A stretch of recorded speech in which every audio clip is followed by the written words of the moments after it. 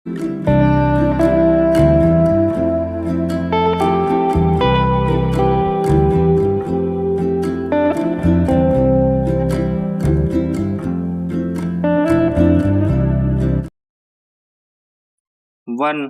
2, 3 start.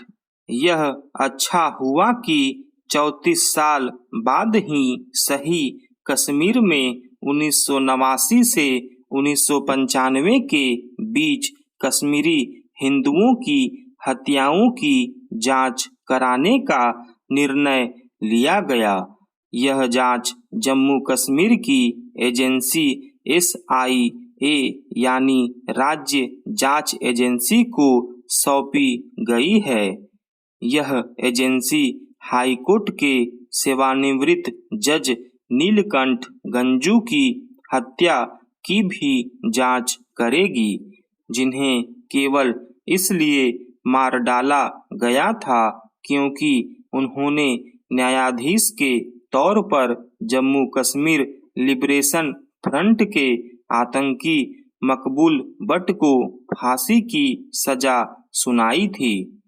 1989 से 1995 के बीच बड़ी संख्या में कश्मीरी हिंदुओं की नृशंस तरीके से हत्या ही नहीं की गई थी, बल्कि उनकी महिलाओं से दुष्कर्म भी किए गए थे। इसके अलावा कश्मीरी हिंदुओं को हर संभव तरीके से प्रताड़ित और आतंकित किया गया था।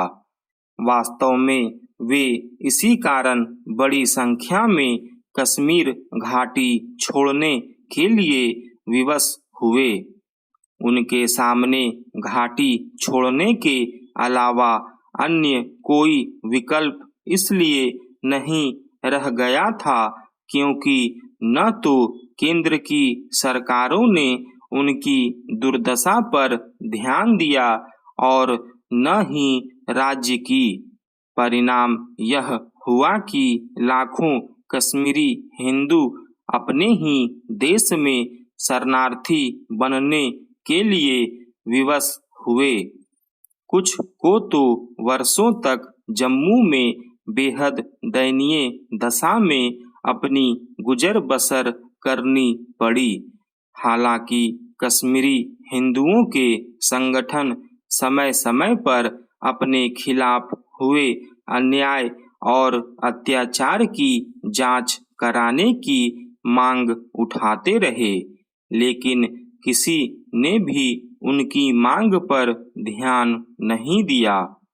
यह समझना कठिन है कि घाटी छोड़ने और दर दर भटकने वाले कश्मीरी हिंदुओं को न्याय दिलाने की कहीं कोई कोशिश क्यों नहीं की गई।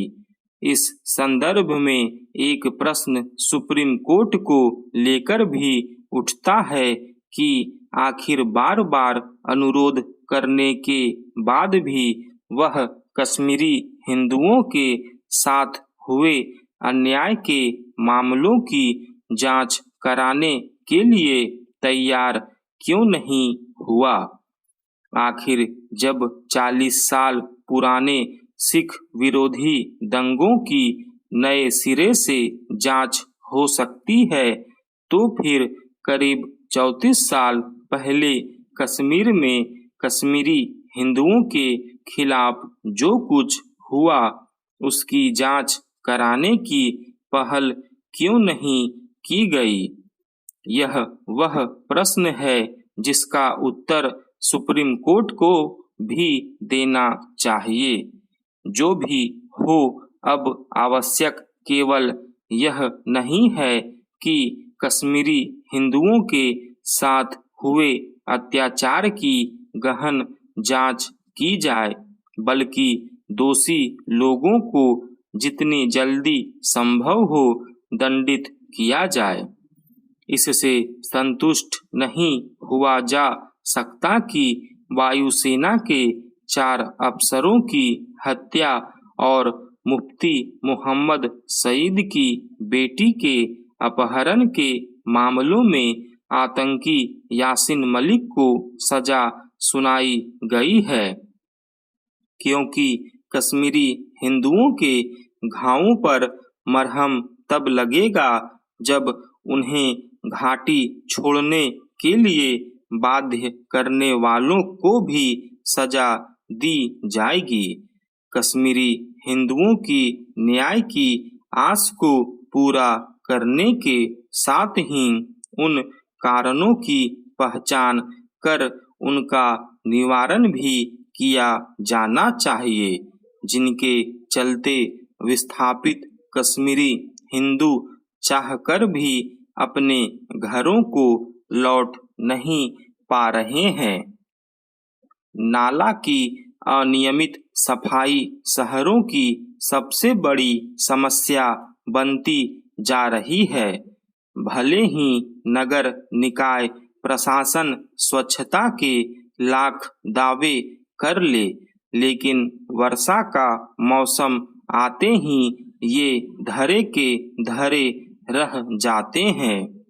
जरा सी वर्षा क्या हुई, शहर की सड़कों पर जलजमाव हो जाता है, नाले ठप हो जाते हैं। इसका गंदा और दुर्गंध युक्त पानी जहां तहां फैल जाता है, घरों में प्रवेश कर जाता है। कुल मिलाकर शहर की स्थिति नारकीय हो जाती है। अक्सर ऐसा देखा जाता है कि नगर निगम के कर्मी नालों की उड़ाही करने के बाद कूड़ा सड़क किनारे ही छोड़ देते हैं।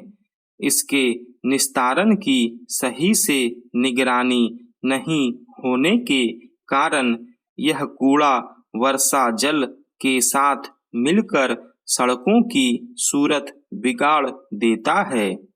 नगर निकाय संसाधनों का रोना रोकर सफाई व्यवस्था को सुचारू बनाने में असमर्थता जताते हैं, लेकिन सच्चाई यह है कि उन्हें जो संसाधन मिले हैं उनका सदुपयोग नहीं हो पा रहा। नगरों के सहज विकास में स्थानीय स्वशासन को जरूरी अवयव मानते हुए अपने यहाँ सत्ता का विकेंद्रीकरण किया गया है। संविधान संशोधन के जरिए नगर में स्थानीय सरकार के प्राविधान किए गए हैं। केंद्र और राज्य की तरह यहाँ भी जनता अपनी सरकार चुनती है। नगर निकायों के गठन के पीछे यह सोच भी था कि इन्हें वित्तीय और प्रशासनिक दृष्टि से आत्मनिर्भर बनाया जाए। इसके लिए इन्हें कर संग्रहण की शक्तियां दी गई। शहर के अधिकतर नालों से अतिक्रमण नहीं हटाया जा सका है। शहर के विकास में बाधक इन तत्वों को दूर करना होगा। सफाई व्यवस्था से जुड़े कर्मियों और अफसरों की जवाबदेही सुनिश्चित करनी होगी। स्टॉप।